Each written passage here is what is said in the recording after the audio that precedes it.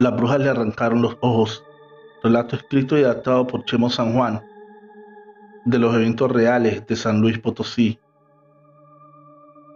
El último cazador de brujas por las noches deambulaba sin temor como desde hacía muchas décadas por estos bosques de San Luis Potosí, en México. Él era el terror de estas bestias y seres miserables conocidas como chupaniños y robaalmas. El pobre ermitaño fue vencido y como castigo le arrancaron los ojos. Estas malditas bestias nahuales sin corazón. Cuando yo era muy joven, vivía con un tío y su esposa en un ranchito de San Luis Potosí. Mi tío sí que no le tenía miedo a nada ni a nadie. Todas las noches rezaba antes de dormir, pero un día por la mañana, mi tía le dijo a su esposo que en las noches se escuchaba cómo arañaban el techo casi siempre. Mi tío le dijo que eso sin duda era una bruja nahual y también le dijo que le pasara al niño sin bautizar, esto para dormirlo con él. A ver si esas malditas brujas son capaces de entrar a nuestra casa, exclamó mi tío. A medianoche se escucharon los aleteos de varias aves y cómo empezaban a arañar las láminas del techo. Mi tío dormía siempre con un machete bendito bajo la cama. Al oír el ruido se levantó y empezó a rezar las 12 verdades del mundo. Primero al derecho, luego al revés, y con una soga le hacía los 12 nudos. Mi tía asustada cargaba al bebé. El tío nos ordenó que nadie se separara para nada. Él salió y cuando regresó exclamó: «Ya está hecho. Ahora sí, vámonos a dormir». Después todo fue tranquilidad. Amaneció y mi otro tío llegó asustado a despertarnos gritando que en el pozo había una mujer amarrada y con el sol se estaba secando y le estaba saliendo humo. Al oír la noticia, fuimos por todo el pueblo para que miraran esta bestia nahual. Los campesinos al mirarla la apedrearon y la quemaron, pues era la responsable de tantas muertes infantiles. De inmediato imaginé, es que esta era la madre y líder de todas las brujas que se convertían en diferentes animales para robar a los niños de la región. Después de que murió, extrañamente mi familia ya no tuvo paz, y por ser el último sobreviviente de la familia del cazador de brujas, cuando regresaron, fue por décadas que me buscaron. Por eso me aislé y viví en el bosque. Allí me convertí en un ermitaño. Ahora están esperando mi muerte y así cobrar la venganza que por años esperaron. Estuvieron a punto de lograrlo, pero Dios aún no me dejó ir. Un grupo de jóvenes de cierta noche se adentró en este misterioso bosque, esperando tener suerte y poder encontrarme en mi rutinaria caminata. Ermitaño, amigo ermitaño, por favor, ¿está usted aquí? Lo hemos estado buscando por horas. Ya a punto de marcharnos sin suerte, llegamos a una ruina donde al parecer él habitaba. Allí dentro de una casa sumamente antigua y en total oscuridad, encontramos al ermitaño como esperando pacientemente a que estas brujas resurgieran del infierno. Y esta vez, él no sería derrotado. Él parecía esperarnos y nos invitó a pasar a su humilde hogar. Él era un anciano de 104 años, muy bien conservado, de estatura impresionante y muy acertado en sus sentidos. Él portaba una ropa muy vieja y lo impresionante de esto es que al alumbrar con una vela logramos verle ausente de ojos. Solo tenía la cavidad visual vacía. Traía una cruz color azul que lo protegía de sus enemigas.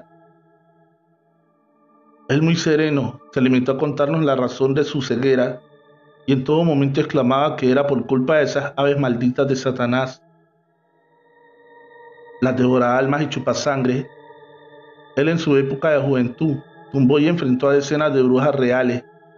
Sabía muchas formas de bloquearlas, paralizarlas y bajarlas del cielo. Él era un maestro en el arte de enfrentarlas. De nombre Nicolás González, quien cuenta que hace justamente 2 años, al ir al monte a recoger leña, sintió como la tierra se abrió para dar salida a esas brutales y salvajes bestias. Exclamó el cazador. Yo supe dónde se ocultaban y hacían sus rituales. Las dominé con las 12 verdades del mundo, con espejos y oraciones, pero esa noche me agarraron distraídos y me encontraron. Allí aprovecharon para tratar de matarme. Fui brutalmente atacado por esas brujas pactadas, quienes me sacaron los ojos. Tenía cientos de enemigas odiadas, las cuales años atrás fueron casi extinguidas por ese gran hombre estudiado en lo relacionado a Dios y eventos paranormales. Eso es verdad. Ahora que quedó ciego el cazador, desarrolló ciertos dones. También ha tenido contacto con los espíritus de los ahogados en ese río de los muertos, los cuales llegan a él suplicando ayuda para trascender al mundo del descanso eterno. Esas brujas durante siglos azotaron este pueblo. Tengan cuidado que aquí es el paraje mundial de las brujas. Ellas saben que mientras viva, así esté ciego, no harán sus maldades. Está aún listo para interrumpir sus ataques, contestó el cazador. Las brujas trataron de seducirme, pero al momento que lancé la oración, estas se convierten en enormes pájaros grotescos y extremadamente horribles. En ese momento se escucharon aterradores gritos afuera y en minutos la casa fue visitada por docenas de estas bestias. Era una sensación escalofriante y a la vez aterradora de saber que podíamos allí perder la vida. El ermitaño nos pidió que saliéramos del bosque, que estos enemigos podían matarnos si permanecíamos con él. El ermitaño, un poco asustado por nosotros, nos gritó que nos querían llevar. Ellas olían la sangre de los visitantes. Caminamos a prisa como pudimos y ese bosque encerraba psicofonías de diferentes tipos, como muertos, seres descarnados, demonios, brujas, y al final vimos cómo las brujas con gran agilidad brincaban de un árbol a otro. Estaban a punto de alcanzarnos. Eran demasiadas para el pobre viejo de 104 años. Creímos que él moriría antes que nosotros lo hiciéramos. Él sacó su machete bendito, les arrojó sal y lanzó las 12 oraciones. Eso sirvió para frenarlas en seco y evitar que nos alcanzaran. Corrimos por minutos como pudimos. Gracias a Dios salimos a tiempo del bosque y hasta el día de hoy de él no sabemos nada. Lo que sí sabemos es que esto es real y no le queda mucho tiempo de vida y estas bestias esperan por su venganza. Hay rumores que aún sigue con vida este gran hombre ciego, pero con mente brillante en algún lugar lejano. Se habla mucho de estos seres, se remontan desde épocas prehispánicas. Se trata de brujas que tienen la capacidad de transformarse en animales como perros gigantes o cerdos y aves, que se meten a las casas cuando sufren de esta transformación para robar niños sin bautizar y chuparles la sangre. En muchos lugares se cuentan estas historias, sobre ellas que en este corto espacio no cabrían, pero todas concuerdan en la perversidad y voracidad de estas bestias, y en algunas de ellas se habla de diversos métodos para apresarlos o matarlas. Raramente se les perdona la vida, con la condición de que ya no hagan más daño. Muchas de ellas son personas conocidas por todos, o señoras muy ancianas que tú y yo vemos a nuestro paso. Hemos llegado al final de este episodio. Recuerda que en la descripción de este video se encuentra el link del canal de YouTube de Don Chemo San Juan. Ve a suscribirte y dile que vas de mi parte. Recuerda que la mejor forma de apoyar este canal es dejando tu pulgar arriba y un comentario explicando qué tal te pareció este relato. Si aún no estás suscrito, dale fuerte al botón de suscripción y activa la campanita de notificaciones. Trovadores, en la descripción de este video se encuentra el link de la página del autor del siguiente relato, Morales, Terror y Misterio. Síguelo. La iglesia del demonio. En el pequeño pueblo de gente humilde y trabajadora, no había una iglesia, ni una pequeña capilla. Las personas como buenos creyentes se reunían a rezar en cualquier lugar. El alcalde, viendo esto, enviaba cada fin de mes una carta a la capital, a un cardenal amigo de él. Este le respondía que pronto estaría allí un sacerdote. Fue así que de tanto insistir el alcalde y por su lado el cardenal, que enviaron a un sacerdote recién llegado de la madre patria. Sí, así como se lee, un sacerdote español fue el encargado de tan ardua labor. Muy pronto se puso manos a la obra y construyó la mejor iglesia de toda la región. Como contaba con el apoyo de la curia, sus recursos eran ilimitados, así que lo que se edificó fue una gran catedral. Con lo que el sacerdote no contaba es que sus feligreses no querían entrar a tan majestuosa iglesia. Ellos eran gente humilde y la mayoría andaban descalzos. Para ellos era casi que impensable entrar en un lugar tan hermoso. El sacerdote insistía, los invitaba, les imploraba, pero ellos no pasaban de la entrada. Allí debió celebrar sus primeras Eucaristías. El sacerdote en las noches oraba y lloraba. Su palabra no ayudaba a que estas personas perdieran esos temores. Le pidió a Dios más de una noche. Se flageló con un látigo de 6 ramales para que Dios viera en él un verdadero pastor de almas. Pero Dios nunca lo escuchó, o al menos eso creía él.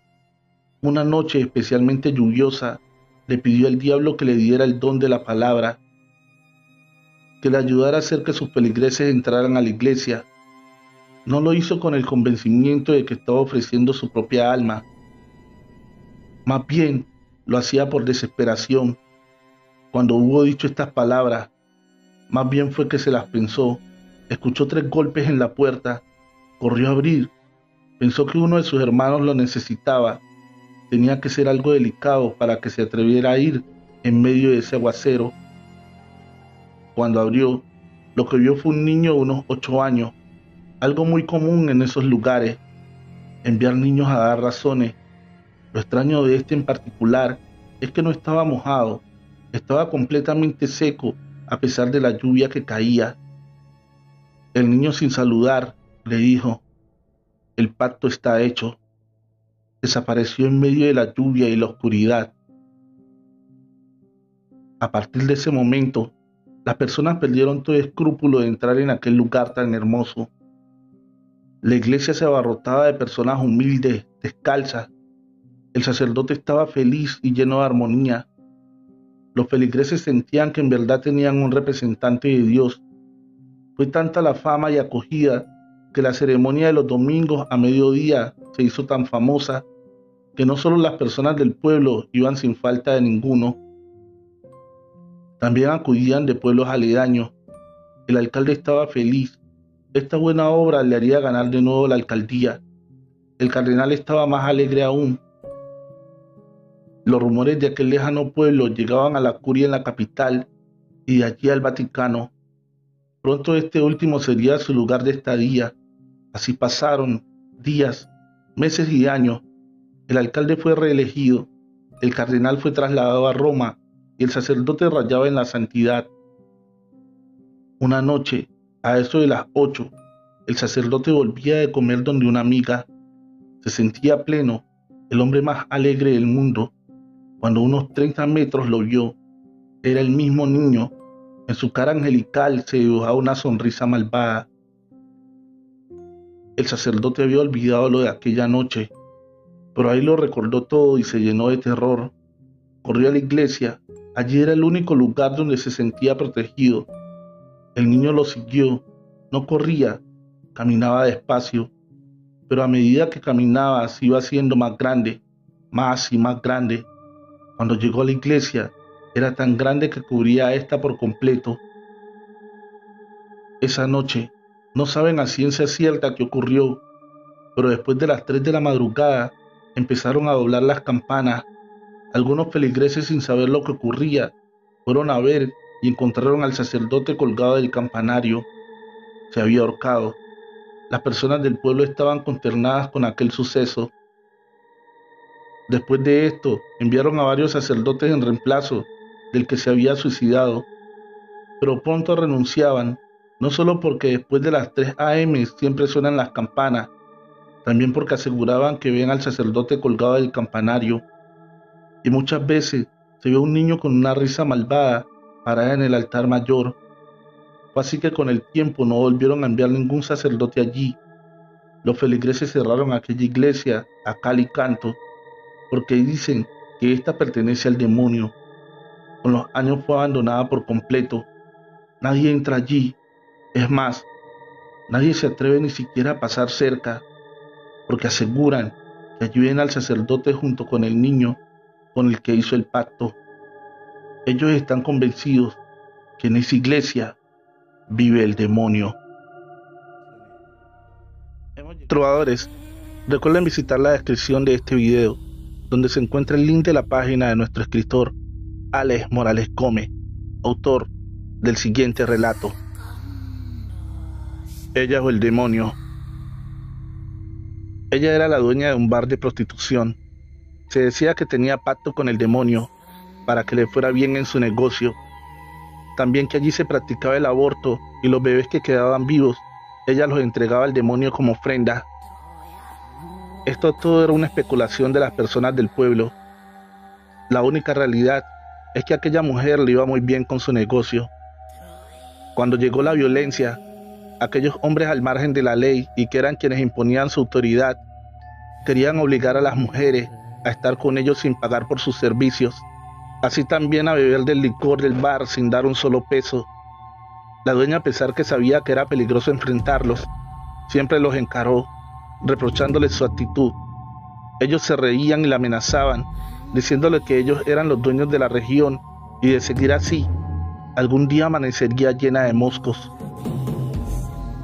Una noche llegó uno de los comandantes al lugar. No se sabe muy bien qué ocurrió, porque las mujeres que habían esa noche huyeron o simplemente las desaparecieron. Se sabe que el comandante se encerró con ella en una habitación.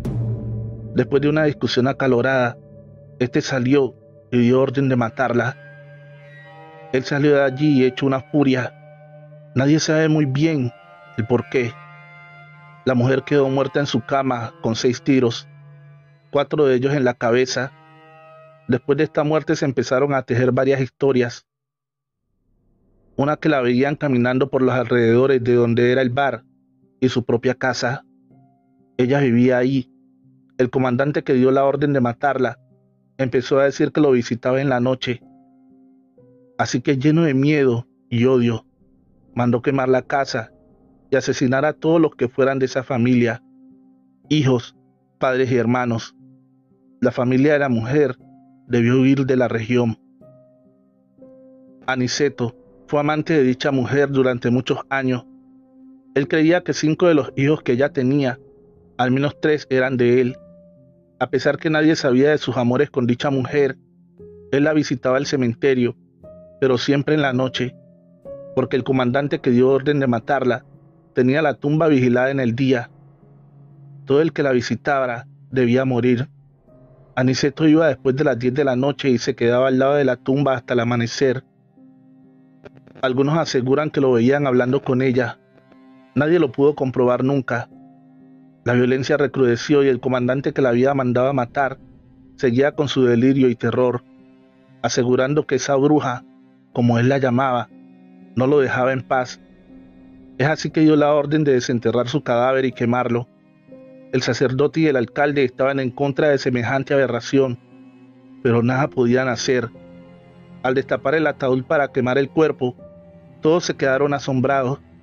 Allí solo había un enjambre de moscas, las cuales dejaban un olor a mortecina que hizo correr a los presentes.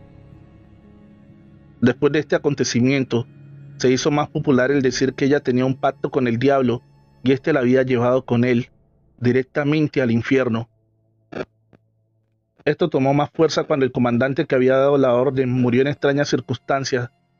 Estaba ebrio y gritaba que ella lo estaba siguiendo. Salió corriendo y fue a caer contra el filo de una roca. Murió. Todos comentaban que era ella quien lo había matado. La historia de la desaparición del cadáver la tenía Aniceto.